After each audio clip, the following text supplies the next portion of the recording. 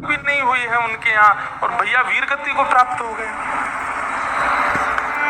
तभी अगले दिन समाचार आया कि उनकी जो पत्नी थी, भाई की जो पत्नी थी, उसने सतीत्व ग्रहण कर लिया। अपने पति के साथ ही चिता में बैठ करके सतीत्व को ग्रहण कर लिया।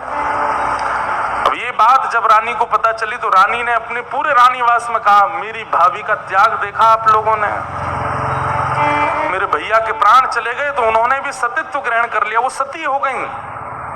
चिता पर बैठ करके उन्होंने भी त्याग कर दिया अपने जीवन का। तो ये बात सुनकर के पद्मावती जी बोली, बहुत ऊंची स्थिति है तुम्हारी भाभी की, लेकिन इससे भी ऊंची स्थिति की सतीत्व हमने सुनी है। और वो सतीत्व ऐसा होता है कि पति की मृत्यु की खबर पड़ते ही प्राण अपने आप निकल जाते हैं, स्वतः निकल जाते हैं।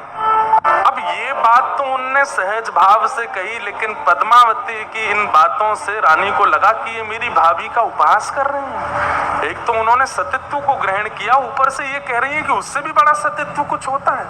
पद्मावती की बातों को सुनकर के रानी बोली, आप भी पतिव्रता नारी है ना? पद्मावती बोली, इसमें कोई संशय नहीं है, मैं जयदेव महाप्रभु के प्रति अपने इष्ट भाव रखती हूँ, वही मेरे जगन्नाथ हैं, वही मेरे सर्वस्व हैं।